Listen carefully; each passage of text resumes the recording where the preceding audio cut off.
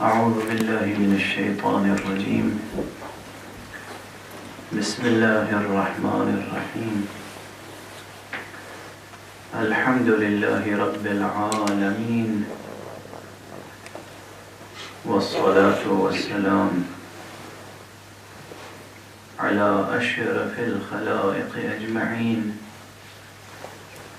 سيدنا وسيد الأولين والآخرين، حبيبنا وحبيب إله العالمين، إمام المرسلين وخاتم النبيين، أبي القاسم المصطفى محمد. اللهم صل على محمد وآل محمد وعلى أهل بيته الطيبين الطاهرين الهداة المهديين المعصومين المظلومين، واللعنة الدائمة على أعداء الدين أجمعين. أما بعد، یہ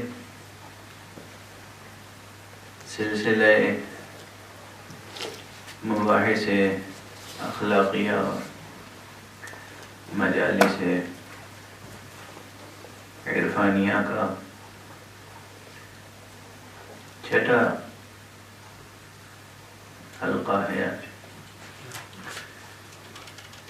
وہ مقام شکر ہے کہ پروردگار نے یہ ساعت بھی نصیب فرمائی کہ اس وقت پھر ہم لوگ علم اخلاق و مقدمات علم فتوت اور علم فتوت پر کچھ گفتگو کریں۔ مقصد گفتگو ظاہر ہے کہ صرف گفتگو برائے گفتگو نہیں، مقصد گفتگو ایک سفر کی تکمیل ہے۔ سفر تو شروع ہو چکا ہے بحمد اللہ۔ اس سفر کی تکمیل بھی اسی رب کریم کی تائید مسلسل سے ہی ممکن ہے، لیکن ہم پر کوشش کرتے رہنا بھی لازم ہے۔ یہ کسی اور موقع پہ بھی میں عرض کر چکا ہوں، اور یہ صرف سخن گسترانہ بات نہیں ہے، بلکہ حقیقت ہے کہ بحیثیت ایک وجود ممکن، اور وہ بھی وجود ممکن مرید، وجود ممکن مختار، چونکہ یہ تو واضح کر چکا ہوں کہ انسان مجبور محض نہیں ہے، اور انسان بے ارادہ نہیں ہے۔ وجداناً ہم اور آپ اپنے اندر ارادہ پاتے ہیں۔ آپ اپنے گھر سے اس بحث میں شرکت کے لیے تشریف لائے تو ارادے سے آئے، بے ارادہ آئے؟ ارادے سے آئے۔ اپنے اختیار سے آئے، جبراً آئے؟ اختیار سے آئے۔ تو یہ وجود ممکن مرید، یہ وجود ممکن مختار، مرید و مختار ہونے کی حیثیت سے اس کا کل سرمایہ، اصل سرمایہ، اصل کیپٹل سعی ہے، کوشش، باقی کچھ ہمارا آپ کا نہیں۔ نہ زمین ہماری ہے، نہ آسمان، کچھ ہمارا نہیں ہے۔ لیس للانسان الا ما سعی، انسان کا اصل سرمایہ، انسان کی اصل پونجی، انسان کا کیپٹل، اس کی کوشش، سعی۔ تو سعی کو، کوشش کو حقیر نہ سمجھیں. سعی ہو اور صحیح سمت میں ہو، کوشش ہو اور صحیح سمت میں، صحیح ڈائریکشن میں قدم اٹھائیں. اگر ہم نے سوچ سمجھ کے اپنے اختیار سے، اپنے ارادے سے صحیح سمت میں قدم اٹھایا تو اس کا مثبت نتیجہ حاصل ہونا سمجھیے کہ ضمانت شدہ ہے. اس بات کی ضمانت ہے کہ نتیجہ اچھا ملے گا، اور یہ ضمانت اس ذات باری تعالیٰ کی طرف سے. عز اسمہ وجل شأنہ.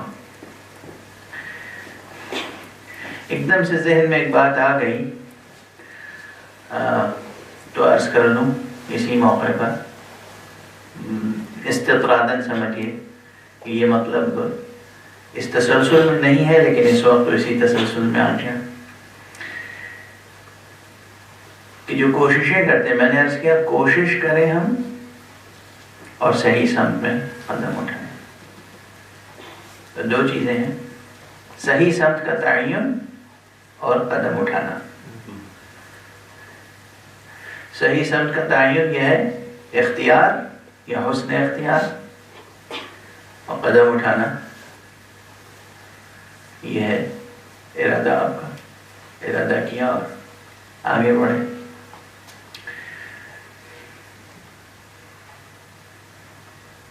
یہ جو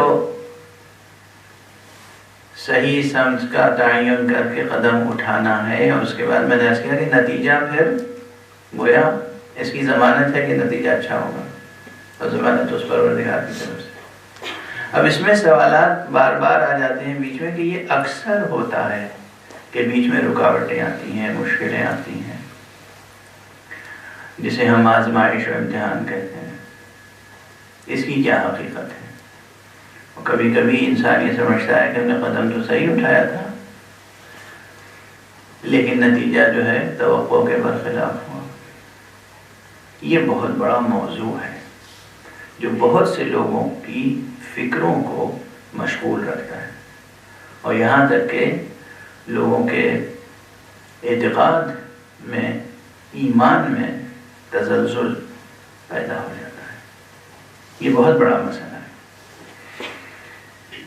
کبھی اس پر ہم نے تفصیل سے گفتگو کی تھی، حالانکہ وہ گفتگو بھی بڑی حد تک آگے بڑھنے کے باوجود ناتمام رہ گئی تھی. ایمان اور امتحان کے موضوع پہ مسلسل ہم نے تقریریں کی تھیں، عشرہ اولیٰ میں بھی اور اس کے علاوہ بھی. ایمان اور امتحان، جہاں ایمان ہوتا ہے وہاں امتحان بھی ہوتا ہے. یہاں پر صرف ایک بات کی طرف اشارہ کرنا. قرآن مجید میں ہے کہ انسان کو ایمان کی اس منزل پہ ہونا چاہیے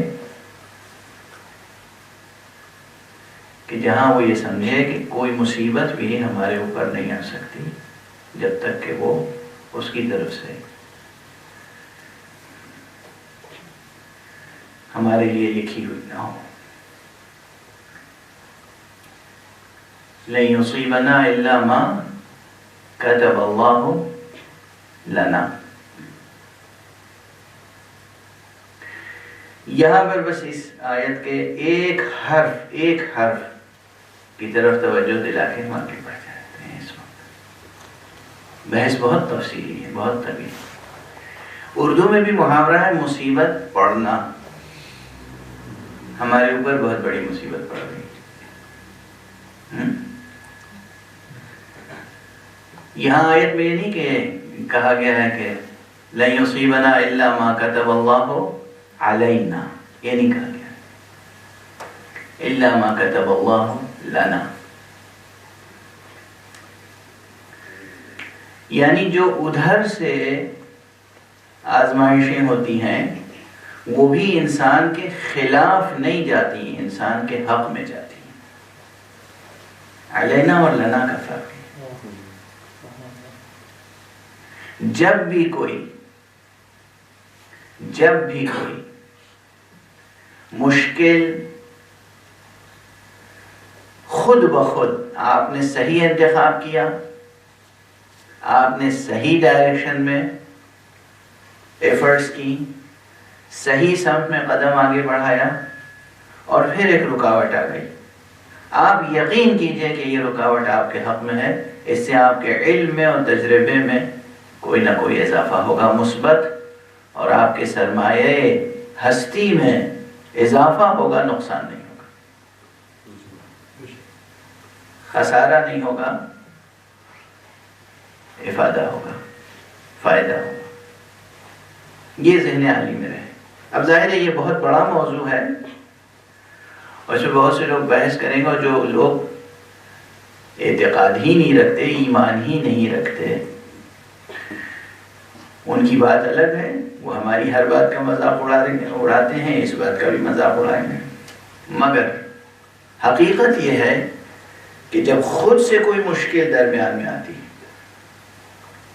تو وہ انسان کے علم و عمل میں بہت کچھ اضافے کے اور برکت کے ابواب کھولتی ہے۔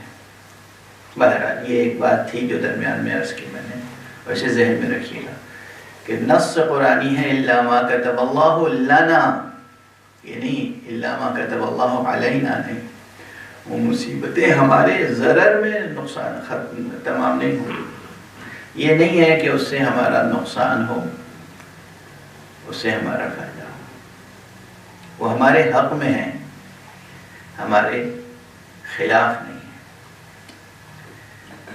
تو اگر ہم نے صحیح سمت میں قدم اٹھایا ہے تو انشاءاللہ اس کا فائدہ ہوگا، اور ہر وجود ممکن اپنی ایک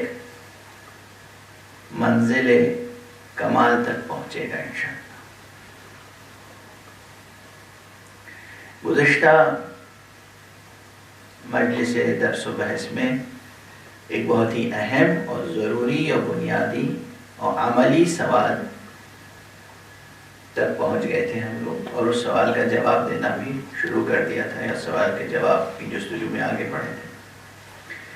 وہ یہ کہ اگر ہم آج یہ چاہیں کہ اپنی اخلاقی شخصیت کو درست کریں تو پہلا قدم کیا ہونا چاہیے؟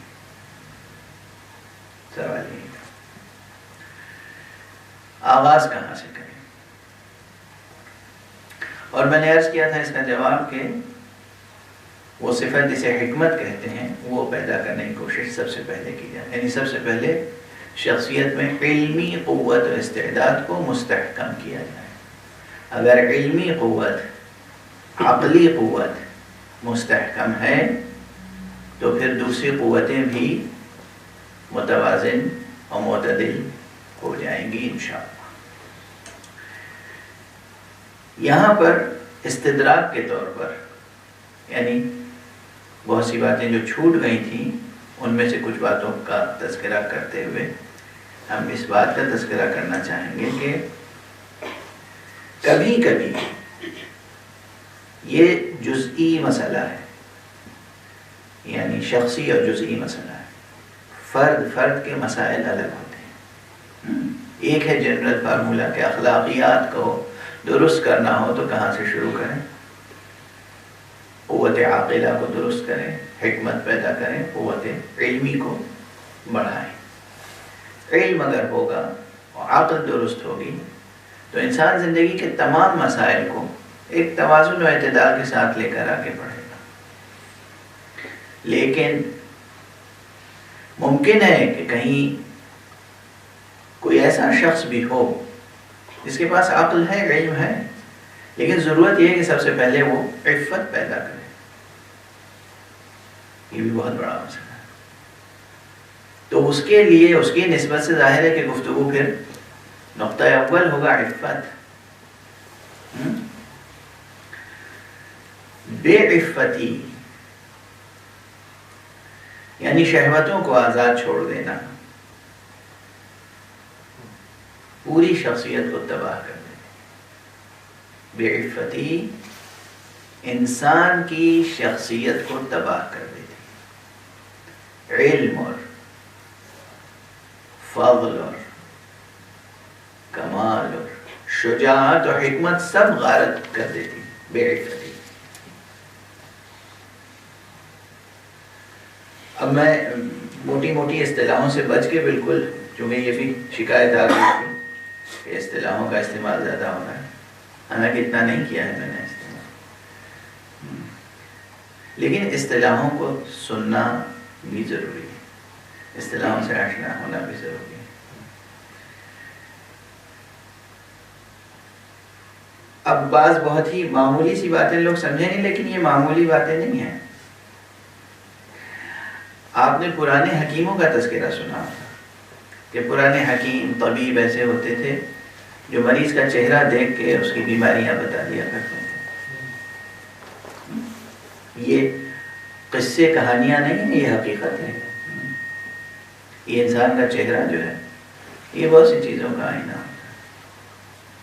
اور پھر اگر کوئی شخص اسی علم میں مہارت رکھتا ہو یا نبض دیکھ کر، اب بھی ایسے لوگ ہیں، میں ایسے طبیبوں سے ملا ہوں جو آپ جدید نظام طب میں بلڈ ٹیسٹ اور مختلف یہ جو آزمائشیں ہوتی ہیں اور مختلف ایکس رے اور مختلف رپورٹس اور ان سب کے بعد جن نتیجے تک، جن نتائج تک پہنچتے ہیں، وہ لوگ نبض دیکھ کر بتا دیتے ہیں کہ یہ بیماری ہے، اور بالکل 100% درست بتاتے ہیں صرف نبض دیکھ کر۔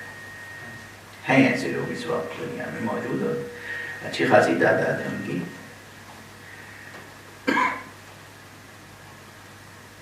تو اسی طرح بے عفتی، اس بیماری کی شناخت کہاں سے کریں گے آپ؟ بے عفتی لفظ بہت بڑا ہے، لیکن عفت کسی میں پائی جاتی ہے، عفیف ہے شخص، یعنی اسے اپنی شہوتوں پر کنٹرول ہے۔ یعنی اندازہ کہاں سے لگائیں گے؟ شروعات کہاں سے ہوگی؟ یہ بزرگ حضرات جو جن کی وجہ سے، جن کے جلال و جمال کی وجہ سے خانقاہوں نے عظمتیں پائیں، یہ جو خانقاہ نشیں بزرگ ہوا کرتے تھے، یا معلمین اخلاق جو اخلاقی تربیت کیا کرتے تھے، یہ کس طرح ایک ایک شخص کو پہچان لیتے تھے اور اس کے حسب حال نسخے تجویز کرتے تھے کہ تمہارے لیے یہ دستور العمل ہے، تمہارے لیے یہ دستور العمل ہے، تمہارے لیے یہ دستور العمل ہے۔ کس طرح؟ تو اس کی چند مثالیں میں عرض کر دوں گا آپ کے سامنے۔ آپ دسترخوان بچھائیے اور لوگوں کو کہیے بسم اللہ، تناول فرمائیں۔ ہر انسان جس طریقے سے اپنی غذا کی طرف، اپنی پلیٹ کی طرف ہاتھ بڑھائے گا، اور جس طریقے سے کھائے گا، اور جس طریقے سے لقمے کو چبائے گا، اس سے اندازہ ہو جائے گا کہ اس میں کتنی عفت پائی جاتی ہے اور کتنی نہیں۔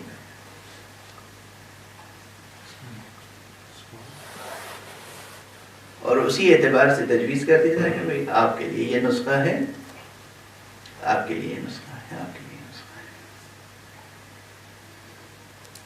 انسان کو اپنی بھوک پر، اپنی شہوت پر، اپنی خواہش پر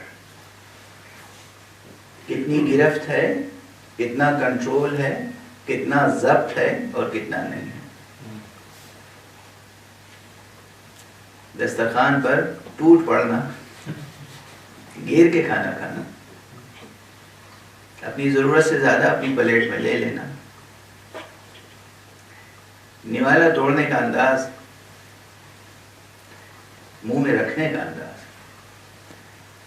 منہ کو حرکت دینا، نوالا چبانے کا انداز، نوالا چبانے کے انداز جو آواز پیدا ہوتی ہے کہ آپ کی آواز، آپ کے منہ کی آواز دوسرا سن سکے، یا جبڑا اس طرح چلے جیسے چوپایوں کا چپڑا چلتا ہے۔ ان سب چیزوں سے اندازہ ہوتا ہے کہ یہ شخص کتنا مہذب ہے یا کتنا مہذب نہیں۔ یہ شخص میں، اس شخص میں کتنی عفت پائی جاتی ہے، کتنی عفت پائی نہیں پائی۔ اس لیے کہ بھوک کا تعلق اور غذا لینے کا تعلق یہ اسی قوت شہوانیہ سے ہے، وہ قوت جو آپ کے وجود کو باقی رکھنے کے لیے ضروری ہے۔ ضروری ہے کھانا کھانا، ضروری ہے کھانا کھانے کی تہذیب، کس طریقے سے آپ روٹی اٹھا رہے ہیں، کس طریقے سے نوالا توڑ رہے ہیں، کس طریقے سے منہ میں رکھ رہے ہیں، خود اپنی پلیٹ کو دیکھ رہے ہیں یا دوسروں کی پلیٹ کو دیکھ رہے ہیں۔ ایک چیز بہت لذیذ ہے، عمدہ ہے، آپ کو پسند بھی ہے، دور رکھی ہوئی ہے دسترخوان پر، آپ دسترخوان کے اس سرے پہ بیٹھے ہیں اور نظر جو ہے آپ کی وہیں ہے۔ بس مثالیں دیکھیے، یہ اب ذرا پریکٹیکل، بہت زیادہ پریکٹیکل ہو گئی بات، لیکن یہ ہے سوچنے سمجھنے اور ڈسکس کرنے کی بات۔ تہذیب نفس، ان چیزوں کو لوگ اہمیت نہیں دیتے نا۔ تہذیب نفس، جو شخص دسترخوان پر یعنی بزم میں اپنی شہوتوں پہ کنٹرول نہیں کر سکتا، وہ خلوتوں میں کیا کنٹرول کرے گا؟ سبحان اللہ۔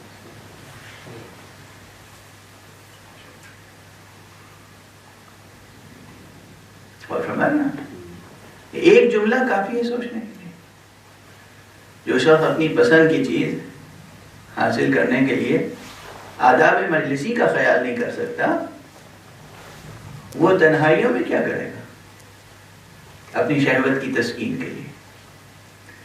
اس لیے یہ بہت بڑا مسئلہ ہے۔ عفت، زندگی کی جو بھی ضرورتیں ہیں وہ پوری ہوں، مگر ادب کے ساتھ، تہذیب کے ساتھ، انسانی قدروں کے ساتھ۔ تہذیب، کوئی ہم یہ نہیں کہہ رہے کہ انسان کے اندر، انسان حیوان ناطق ہے، اس میں ایک جز حیوان جنس ہے، حیوان ناطق ہے، ناطقیت فصل ہے، لیکن اس کی زندگی میں ہر چیز میں یہ معلوم ہونا چاہیے کہ یہ انسان ہے، حیوان نہیں ہے، حیوان محض نہیں ہے۔ بکری بھی کھاتی ہے، گائے بھی کھاتی ہے، اور جانور بھی کھاتے ہیں۔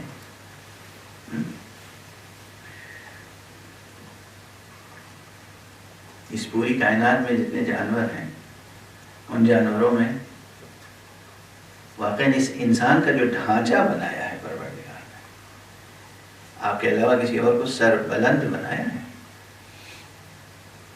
حق نے آپ کو سر بلند بنایا۔ وہ یہ کوشش کیجئے کہ یہ جو سر بلند ہے یہ بلند رہے، جھکنے نہ پائے۔ جھکے تو اسی کے آگے جس نے سر بلندی عطا کی ہے، اس کے علاوہ کسی کے آگے جھکے گا تو اس کا مطلب آپ کی شخصیت میں ٹوٹ پھوٹ ہو گئی، کہیں کوئی توازن کھو بیٹھے، اعتدال کھو بیٹھے۔ حق نے آپ کو، خالق نے آپ کو سر بلند بنایا ہے۔ سب سے زیادہ سر جھک جاتا ہے کب؟ انسان اگر شہوتوں پہ کنٹرول نہ کرے۔ سر جھکتا ہے، نظر جھکتی ہے، آبرو ضائع ہو جاتی ہے انسان کی۔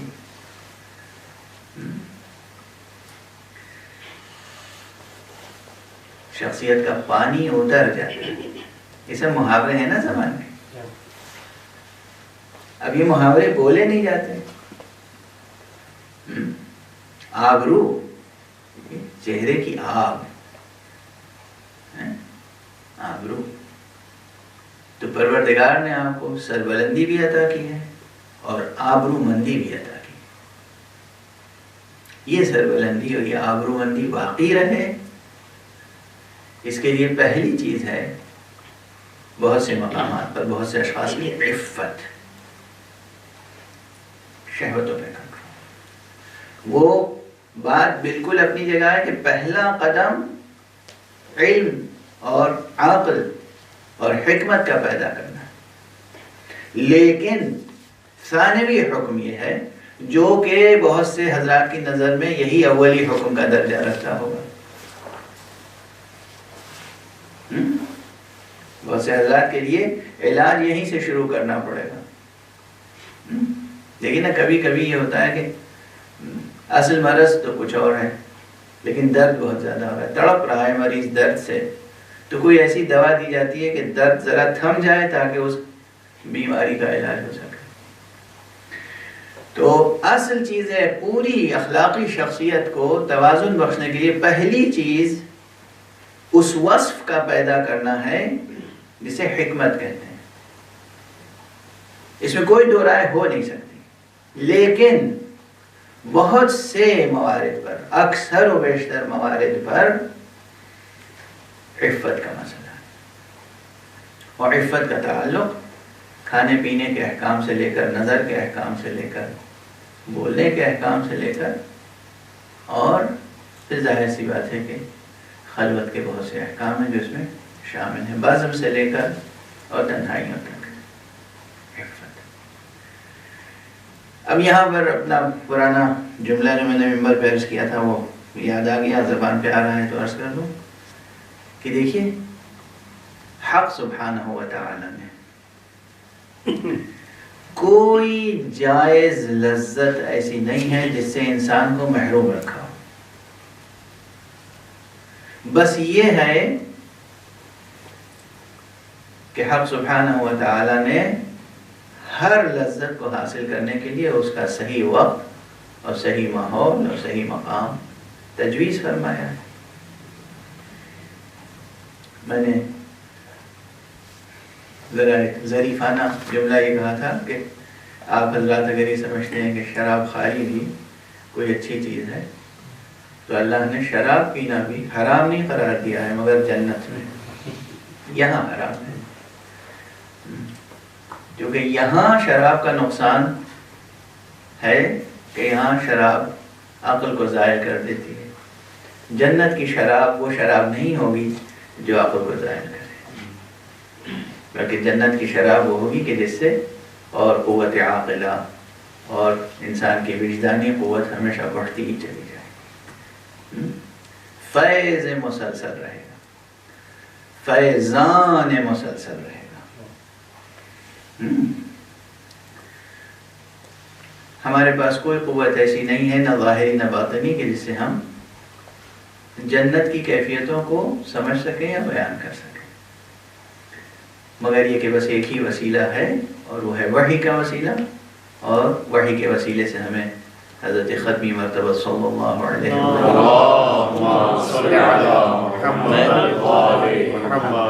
وسلم کے مبارک وسیلے سے ہم تک جنت کی تفصیلات آ چکی ہیں، جہنم اور آخرت کی تفصیلات آ چکی ہیں. لیکن ابھی ہمیں اس دنیا میں رہ کر اپنے اخلاق کو درست کرنا ہے اور فتوت تک پہنچنا ہے. یہ یاد رکھیے، موضوع میری آنکھوں سے اوجھل نہیں ہے، مگر یہ سب مقدمات ضروری ہیں. پلٹ کر ہم پھر آتے ہیں حکمت کی طرف.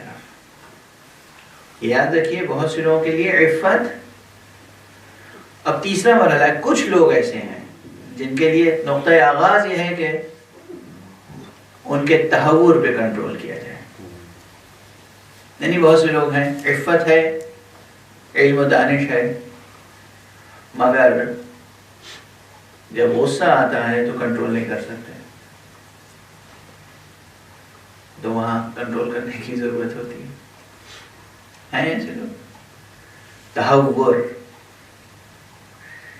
تہور کو شجاعت تک لانے کی ضرورت ہے. اب جن حضرات کو میرے یہ جملے یاد ہوں گے، نہیں یاد ہوں گے تو میں اس وقت عرض کر دوں. یہ باتیں مکرر عرض کرنے میں فائدہ ہے. اس کے لیے نہیں کہہ سکتے کہ لیس فی الاعادت افادہ، کبھی کبھی فی الاعادت افادہ ہوتا ہے، کبھی کبھی بات مکرر عرض کرنے میں فائدہ ہوتا ہے. میر انیس علیہ رحمہ کا مشہور مصرع ہے، مطلع ہے مرثیے کا، حضرت حر کی شان میں.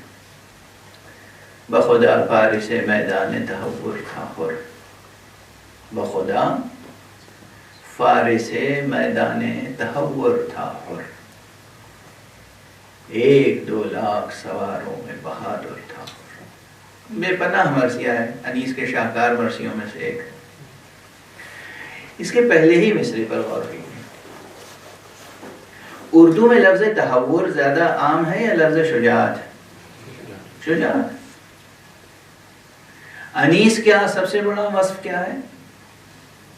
میر انیس علیہ الرحمہ کا سب سے بڑا وصف یہ ہے، سب سے بڑی صفت یہ ہے، خصوصیت یہ ہے کہ وہ سلیس زبان استعمال کرتے تھے، غریب الفاظ، نامانوس الفاظ نہیں استعمال کرتے تھے، بلکہ مانوس الفاظ استعمال کرتے تھے زیادہ تر. تو اردو میں سامنے کی لفظ یا سامنے کا لفظ دونوں جائز ہیں. لکھنؤ والے، دبستان لکھنؤ میں لفظ کو تانیث کے ساتھ بولا کرتے تھے لوگ، اور دہلی والے تذکیر کے ساتھ، اور خاص طور سے جمع جب بولتے تھے. اگر مفرد میں مذکر تو جمع میں لفظیں تو بہرحال مؤنث ہی بولتے تھے.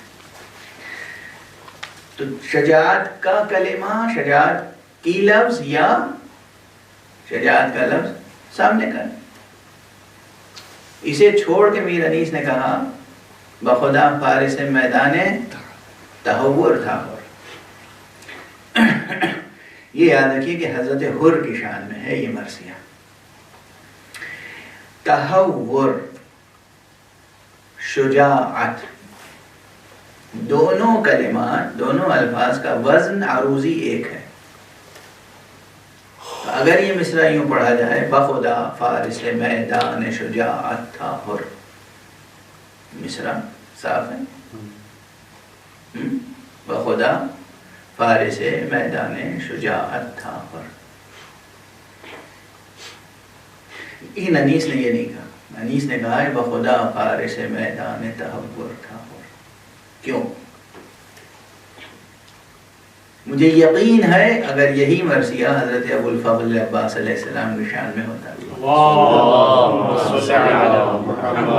تو میر انیس علیہ الرحمہ کیا فرماتے؟ میر انیس یہی کہتے ہیں کہ بخدا فارس میدان شجاعت. اب جس طرح سے بھی وہ حضرت عباس کی شان میں کہتے ہیں بخدا فارس میدان شجاعت تھا وہ. لیکن جناب حر کے لیے چونکہ یہ مرثیہ تھا، اس لیے انیس نے سوچ سمجھ کے تہور کے کلمے کا انتخاب کیا، کیونکہ تہور علم اخلاق میں شجاعت کا کمال نہیں بلکہ نقص ہے. تہور کے معنی ہے قوت کا یا غیظ و غضب کا جا و بے جا استعمال، جو کہ حر نے کیا. ٹھیک ہے. جب حضرت امام حسین علیہ السلام تشریف لا رہے تھے، راستے میں امام حسین کو روکا، امام حسین کے لجام فرس پہ ہاتھ ڈال دیا، امام حسین علیہ السلام کو ان کی مرضی کے مطابق چلنے نہیں دیا، صحرائے کربلا تک لے کر. یہ اقدامات سب اخلاقی اقدامات تھے، درست تھے. وہ اپنی قوت کا اظہار تو کر رہا تھا. بعد میں اسی حر نے حضرت امام حسین علیہ السلام کی خدمت میں آ کر توبہ کر کے اور اپنی قوت کو صحیح سمت میں صرف کیا. قوت کا صحیح سمت میں صرف کرنا شجاعت ہے. قوت کا بیجا استعمال تہور. تو چونکہ حر علیہ السلام، اب ظاہر شہید راہ خدا ہے علیہ السلام، لیکن علیہ السلام ہونے سے پہلے حر، اس نے اپنی قوت کا استعمال صحیح سمت میں بھی کیا اور غلط سمت میں بھی کیا. معرفت تھی، حضرت امام حسین علیہ السلام کی معرفت تھی، اخلاقی شخصیت اتنی کمزور نہیں تھی حر کی، لیکن اس کی جو قوت غضبیہ تھی وہ اس وقت تک تابع تھی باطل مرکز کی، اور اس لیے وہاں پر تہور کا اظہار ہوا. تو یہ نادر مثالیں ہیں ہمارے معاشرے میں، یعنی کمتر، نادر تو نہیں کہہ سکتے، کمتر. پہلی منزل ہے علم اخلاق کی روشنی میں اگر انسان اپنے نفس کی تربیت کرنا چاہے تو حکمت کی قوت اعتدال میں لائے. دوسری منزل ہے جو کہ بہت زیادہ مبتلا بے ہے عفت. تیسری منزل ہے شجاعت. غصے کے اظہار میں انسان کو کنٹرول ہو جس قدر بھی ہو سکے.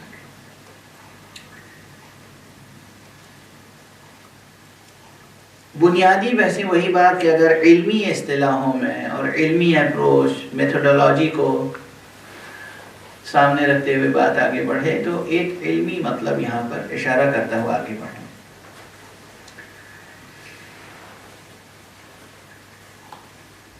وہ علمی مطلب یہ ہے جس طرح جو حضرات، اب یہ صرف حوالے کے طور پر عرض کر رہا ہوں، جو حضرات شیخ اعظم انصاری کی رسائل تک پہنچ گئے ہیں یا پڑھ چکے ہیں، تو رسائل کا آغاز جہاں سے ہوتا ہے وہاں مجاری اصول عملیہ کی تقریریں شیخ نے دو طرح سے کی ہیں. بالکل اسی طرح، یہ میں نے تشبیہ کے لیے عرض کیا. اسی طرح بعض حضرات نے علماء علم اخلاق نے نفس کی قوتوں کے بیان میں بھی دو طرح سے تقریریں کی ہیں. ایک نفس کی تقریر یہ ہے کہ جو میں مسلسل عرض کر رہا ہوں کہ نفس کی تین بنیادی قوتیں ہیں: قوت عاقلہ، قوت شہوانیہ اور قوت غضبیہ، یا اسے نفس ناطقہ اور نفس سبعیہ اور نفس حیوانیہ شہوانیہ کہتے ہیں.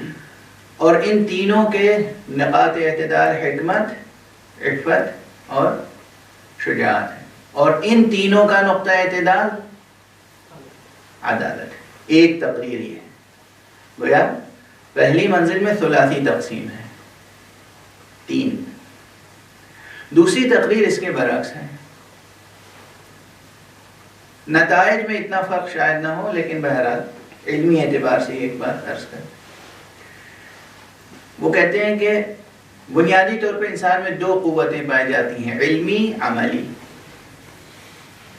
علمی قوت کا درجہ اعتدال یا کمال حکمت ہے، اور عملی قوت کے درجہ اعتدال یا کمال کا نام عدالت ہے. تو ثنائی تقسیم ہے. پھر کہتے ہیں یہ جو عملی قوت ہے یہ بھی دو حصوں میں تقسیم ہے. یا اپنی ذات کو بچانا ہے غیر سے، دشمن سے حفاظت کرنی ہے، یا اپنی ذات کی تقویت کرنی ہے. دو ہی صورتیں ہیں.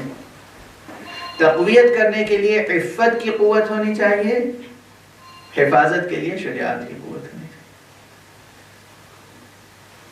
تو یہ ثنائی تقسیم ہے. اب یہ کیوں ہے، کیا ہے استدلال، یہ صرف ایک علمی حوالہ تھا، دے کر آگے بڑھیں. آج کی نشست میں حکمت کے تعلق سے بھی تھوڑی سی بات آگے بڑھا کر گفتگو کو ختم کرتے ہیں. حکمت کی قوت کو کس طرح تقویت دی جائے اور کتنا علم انسان حاصل کرے، کون سا علم حاصل کرے، کون سا علم پہلے حاصل کرے، سب سے پہلے کون سا علم حاصل کرے، کس طرح شخصیت میں وہ جوہر پیدا ہو سکتا ہے یا نکھر کے سامنے آ سکتا ہے جسے جوہر حکمت کہتے ہیں. اصل تو جوہر آپ کی ذات ہے، یہ سب اس کے عوارض ہیں.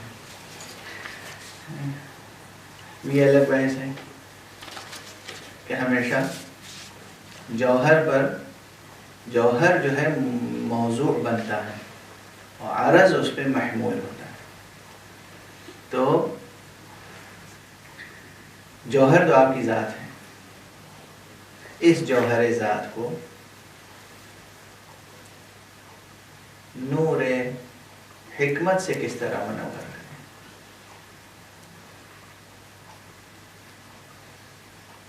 یہاں پر میں عرض کروں گا کہ ہر شخص میں اور اشخاص کی تشخیص، تجویز، اور خود اپنے نفس کی تشخیص و تجویز سے بات شروع کی جائے. یہ دیکھیں کہ اولیات اور بدیہیات روشن ہیں یا نہیں. اولیات، فطریات، بدیہیات یہ روشن ہیں یا نہیں. یعنی انسان 2 اور 2 4 سمجھتا ہے یا نہیں. دیکھیے یہ بہت بڑا مسئلہ ہے، چھوٹا مسئلہ ہے. مجھے نہیں معلوم آپ حضرات اپنی زندگی کے معاملات میں ایسے کتنے لوگوں سے ملے ہیں. میں ملا ہوں ایسے لوگوں سے جو واقعاً 2 اور 2 4 نہیں سمجھتے. یعنی لٹرلی 2 + 2 = 4. اس کو جب عملی زندگی میں آپ آئیں گے تو دیکھیں گے کہ لوگ نہیں سمجھتے ہیں اور نہیں برتتے ہیں، اور برتنا نہیں چاہتے ہیں، اور سمجھ کے نہیں برتنا چاہتے ہیں. اور بہت سے لوگ سمجھ ہی نہیں پاتے. وہاں ہے قصور عقل.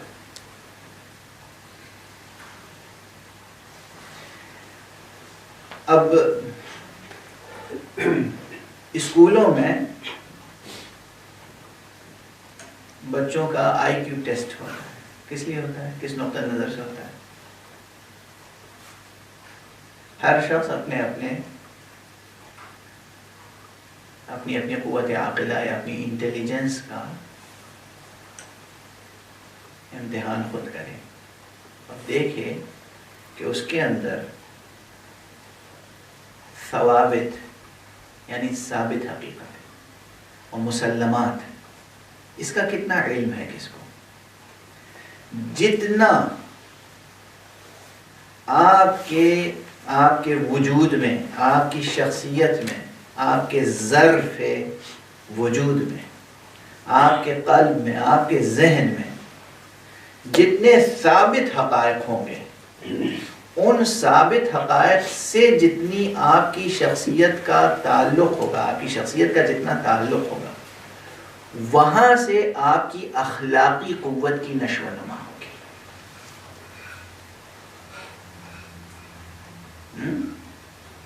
بیج زمین میں ڈالتے ہیں اور پھر اس کو سورج کی روشنی ملتی ہے اور پانی اور نمی مناسب مل جاتی ہے تو بیج سے اخوا پھوٹتا ہے نا. وہی اخوا شجر سایہ دار بن جاتا ہے.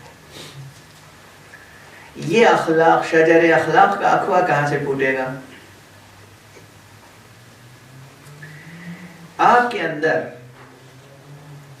ثابت حقیقتوں کا جتنا ادراک ہوگا، اور صرف ادراک نہیں، اس ادراک پر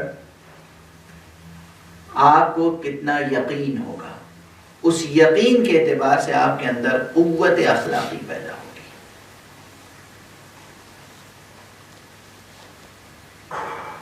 اب یہ قوت اخلاقی یہیں سے 2 حصوں میں بڑھ جاتا ہے انسانی معاشرہ.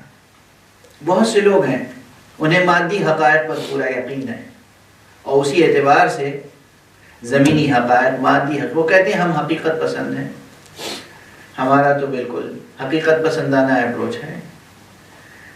ٹھیک ہے، حقیقت پسندانہ اپروچ ہے، لیکن آپ کل حقیقت کس کو سمجھ رہے ہیں؟ زمین کو، مادے کو. جو لوگ اسی مادی کائنات کو کل حقیقت سمجھتے ہیں اور اسی پر ایمان رکھتے ہیں، ان کے یہاں بھی اخلاقیات ہے، لیکن وہ اخلاقیات فتوت تک نہیں پہنچ سکتی. وہ اخلاقیات دار آخرت کے دروازے نہیں کھول سکتی. وہ اخلاقیات بہشت کو وجود میں نہیں لا سکتے. اس دنیا میں بڑی حد تک وہ اخلاقیات کامیاب بھی ہو سکتی ہیں. یہ اخلاقیات جو ثابت حقیقتوں کو مادی حقائق تک محدود نہیں سمجھتی، بلکہ مجرد حقائق کو بھی درک کرتی ہے، اس کا بھی پرسیپشن رکھتی ہے، اس کا بھی علم پیدا کرتی ہے، اس کا بھی تعقل پیدا کرتی ہے، اور اس پر پورا یقین پیدا کرتی ہیں، وہ اخلاقیات فتوت تک پہنچاتی ہیں، وہ اخلاقیات خلد کی تخلیق کرتی ہیں، وہ اخلاقیات بہشت کو وجود بخشتی ہیں۔ کاش میرے ان جملوں کا غیر ادبی مفہوم نہ لیا جائے، بہشت موجود ہے، حق سبحانہ و تعالیٰ نے جو جنت تخلیق فرمائی ہے وہ ہے، لیکن میں جس مفہوم کے ساتھ عرض کر رہا ہوں میرا خیال ہے آپ حضرات کے سامنے روشن ہے۔ زمین حقیقت ہے، یہ سورج بھی حقیقت ہے، مگر میں نے اس سے پہلے ہی عرض کیا تھا کہ سورج کی روشنی سے کہیں زیادہ روشنی عقل میں پائی جاتی ہے، اور عقل کے نور سے کہیں زیادہ نور وحی میں پایا جاتا ہے۔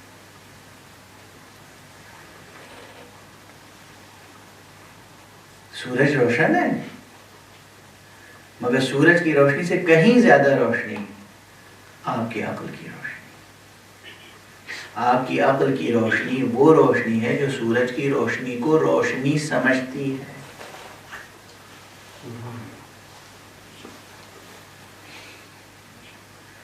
سورج کی روشنی تو وہ ہے کہ وہی سایہ بھی بن جاتی ہے۔ مد الظل کیف مد الظل، یہ سورج کی روشنی یہ سایہ پیدا کرتی ہے، عقل کی روشنی بے سایہ ہے، اور وحی کی روشنی اس سے بھی بے پناہ ہے۔ تو مجرد حقائق کا اگر علم ہے اور یقین ہے، اب یہاں پہ عرض کروں کہ دو باتیں میں مسلسل عرض کروں، بار بار زور دے رہا ہوں، حقائق کا ادراک اور علم، اور پھر اس سے تعلق آپ کا۔ بہت سی چیزوں کا آپ کو علم ہوتا ہے لیکن آپ کا اس سے کوئی تعلق نہیں ہوتا۔ اسی کو عام مذہبی زبان میں اعتقاد کہتے ہیں، اور میں لفظ اعتقاد سے پرہیز کرنا چاہتا ہوں، اس لیے میں حقائق کہتا ہوں عقائد کے بجائے۔ حقائق سے آپ کا تعلق ایسا ہونا چاہیے کہ آپ نے جب ایک بار پہچان لیا یہ حقیقت ہے تو آپ اس حقیقت کے وفادار رہیں، اور کبھی بھی اس حقیقت سے آپ کا تعلق ٹوٹنے نہ پائے۔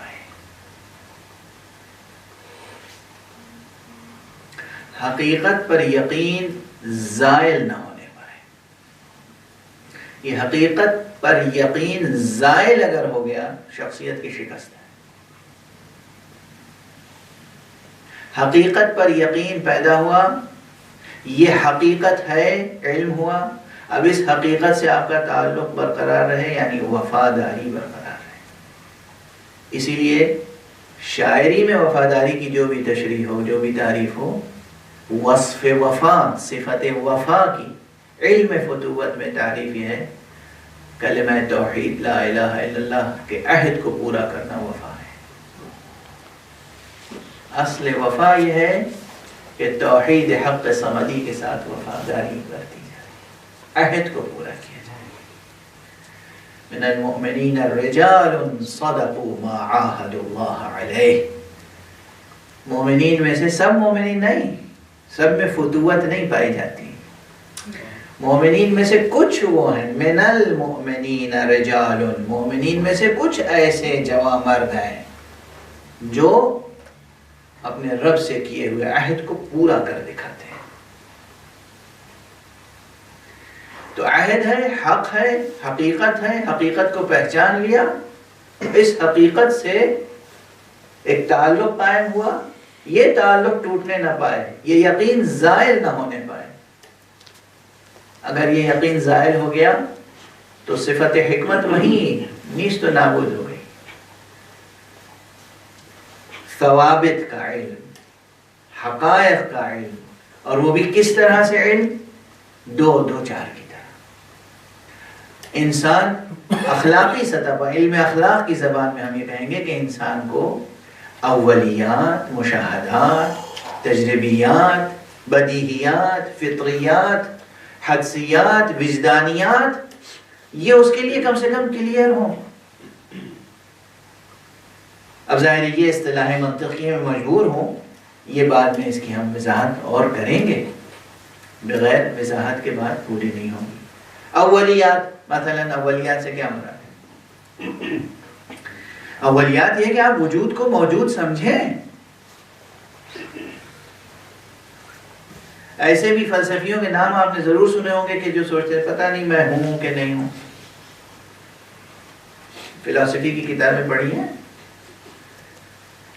یہ سب بحثیں ہیں۔ اب ایسی باتیں شاعری میں تو اچھی لگتی ہیں کہ حضرت غالب نے مثلا کہہ دیا کہ ہر چند کہیں کہ ہے نہیں ہے، اب آپ اس کو جس سطح پہ لے جائیں، لیکن حقیقت کی دنیا میں، حقیقت کی دنیا میں آپ ہیں، اپنے وجود کو تسلیم کیجیے۔ آپ کے قدموں کے نیچے زمین ہے، اس حقیقت کو تسلیم کیجیے۔ آپ کے سر پہ آسمان ہے، اس حقیقت کو تسلیم کیجیے۔ کائنات میں آفتاب ہے، اس حقیقت کو تسلیم کیجیے۔ آپ کے اس وجود کے خارج میں آفتاب ہے، اس حقیقت کو تسلیم کیجیے۔ آپ کے اس وجود کے داخل میں ایک آفتاب ہے جس کا نام عقل ہے، اس حقیقت کو تسلیم کیجیے۔ یہ صورت، اس کی کرنیں کچھ چیزوں کو روشن کرتی ہیں، آپ اس کا انکار نہ کیجیے۔ اسی طرح عقل جن چیزوں کو روشن کرتی ہے، آپ اس کا انکار نہ کیجیے۔ وہاں شک و شبہ پیدا نہ ہو، ثوابت موجود وجود کو موجود مانیے، یہ اولیات میں سے ہے۔ اب یہیں سے آپ سمجھیں گے بہت سے لوگوں میں بنیادی اخلاقی کمزوری کیا ہوتی ہے؟ وسواسی ہو جاتی ہے، وہم، وسواس، ہر چیز میں شک۔ یہ وہم، وسوسہ، شک، وہم جو علمی اصطلاح ہے وہ نہیں ہے یہاں مراد میری، اردو میں جو آپ حضرات وہم استعمال کرتے ہیں، ورنہ قوت واہمہ، وہم ایک حقیقت ہے مثبت۔ وسوسہ، شک، شبہ، اس سے نجات دیجیے۔ اخلاقی حکمت جس شخص میں ہو، پہلی قوت اخلاقی کا اظہار اور نشو و نما کیا ہوگا کہ انسان میں حد سے زیادہ شک پیدا نہ ہو، شبہ پیدا نہ ہو، وسوسہ نہ پیدا ہو۔ شخصیتوں کے بارے میں بھی نماز اور روزے اور طہارت کے شکوک سے لے کر اور شخصیتوں، کوئی بھی ملا پتہ نہیں ہے میرا دوست ہے کہ دشمن، پتہ نہیں ہے نگیٹو ہے یا پازیٹو، اور زیادہ تر نگیٹو سوچنا ہر بارے میں، ہر ایک کے بارے میں، یہ ہمارے معاشرے کا عام مرض ہے مرض، یہ مرض بہت عام ہے۔ بہت خوش قسمت ہیں وہ لوگ، سعید ہیں وہ لوگ، سعادت مند ہیں وہ لوگ جو دوسروں کے لیے سب سے پہلے مثبت خیالات اور نظریات رکھتے ہیں۔ یہ اخلاقی قوت ہے، یہ حسن ہے اخلاق کا۔ کسی شخص کو دیکھا، آپ اس کے بری باتیں سوچنے لگے اس کے بارے میں، کیوں؟ جواز کیا؟ سب سے پہلے اچھی توقعات رکھیے، وہ جو عام ایک لفظ ہے بی پازیٹیو، ہاں یہ اچھی بات ہے۔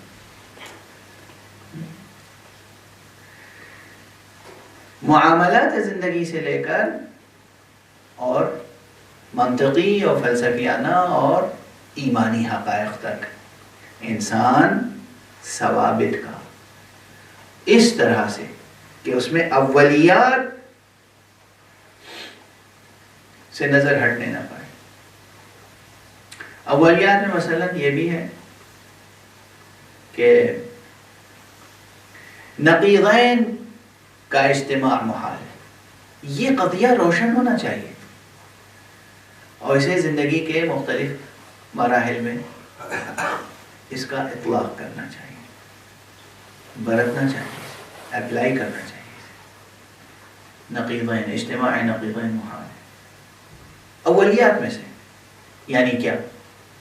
یعنی یہ کہ اس وقت یہ لندن میں، ویمبلی میں، سیڈبری میں اس وقت 9:25 رات کے ہو رہے ہیں. یعنی اس وقت دن نہیں ہے، رات ہے. یہ ممکن نہیں ہے کہ یہاں اس وقت ایک ہی آنے واحد میں دن بھی ہو اور رات بھی.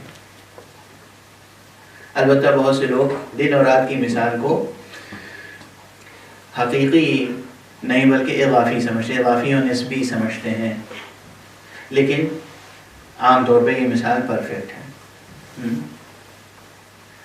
ایک ہی وقت میں دن اور رات جمع ہو سکتے ہیں ایک ہی ظرف زمان و مکان میں؟ نہیں. یہ چیز روشن ہونی چاہیے، اور یہ چیز زندگی کے بہت سے مسائل میں کام آتی ہے. چونکہ وقت تقریباً گزر چکا ہے، اس لیے ہم عملی مثالیں اس وقت اب نہیں دے رہے ہیں. انشاءاللہ یہ آپ کے لیے ہوم ورک ہے.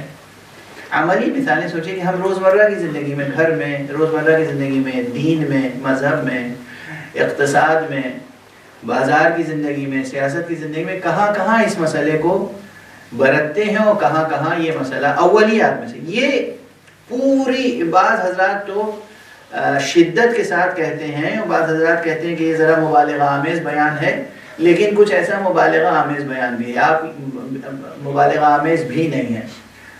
حقیقت یہ ہے کہ پوری حکمت کی اساس اس قضیت پر ہے کہ نقیضین کا اجتماع محال ہے.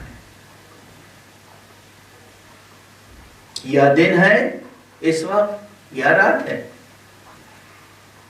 رات کو رات کہنا حکمت ہے، دن کو دن کہنا حکمت ہے. اور یہ سمجھنا کہ ایک ظرف زمان و مکان میں رات و دن مجتمع نہیں ہو سکتے، یہ حکمت ہے. اور اس میں شک میں مبتلا ہو جانا کہ پتہ نہیں اس وقت رات ہے کہ دن، یہی برخلاف حکمت ہے. یہی سفاہت ہے، یہی سفسطہ ہے، یہی ابلہی ہے. آگہی سے ابلہی تک بہت زیادہ فاصلہ بھی ہے، اور کچھ ایسا فاصلہ بھی نہیں. آگہی سے ابلہی تک بہت زیادہ فاصلہ ہے، اور کچھ ایسا فاصلہ نہیں. حکمت ہی کے مسائل میں وہ بات بھی آئے گی جو ہمارے ایک بہت ہی مجھے پسند ہے، عظیم شعراء میں ان کا شمار نہ ہوتا ہو، لیکن اچھے متوازن بہت اندر شاعر تھے، حضرت عزم لکھنوی. وہ فرما رہے ہیں کہ سمجھنا آ گیا واعظ کو، سمجھانا نہیں آیا. سمجھنا آ گیا واعظ کو، سمجھانا نہیں آیا. اسی سے اس کی جانب کوئی دیوانہ نہیں آیا. علم سمجھنا پہلے اور پھر سمجھانا. یہ سب قوت حکمت کو نشو و نما دینے کی باتیں ہیں. اور اگر قوت حکمت کو ہم نے نشو و نما دے دیا، اس کی پرورش کی، تو پوری اخلاقی شخصیت اس کے زیر سایہ پروان چڑھے گی.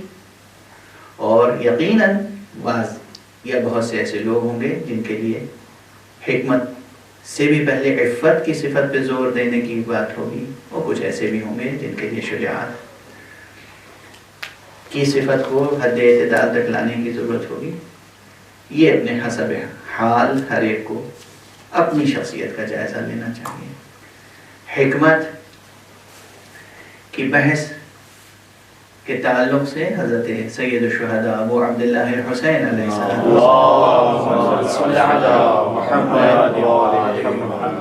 کہ اس فقرے کو بیان کر کے میں اس کا ذکر کر کے اس گفتگو کو ختم کروں کہ آپ نے فرمایا ہے دراست العلم لقاح المعرفہ. علم دراسہ یعنی علم کا سیکھنا، سکھانا، پڑھنا، پڑھانا. علمی اشتغال یہ انسان کے اندر معرفت پیدا کرتا ہے. حقائق کی پہچان، ایک ہے حقائق کا علم، ایک ہے حقائق کی پہچان.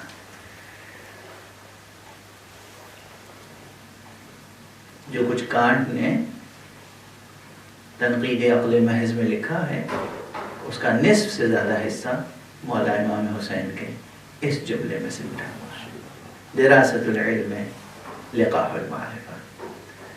آج بس اتنا ہی، انشاءاللہ حضرت سید الشہداء ابو عبداللہ حسین علیہ السلام کے فیض سے، خمسہ نجبہ کے فیضان سے، خصوصیت کے ساتھ باب مدینۃ العلم امیر المومنین علی بن ابی طالب علیہ السلام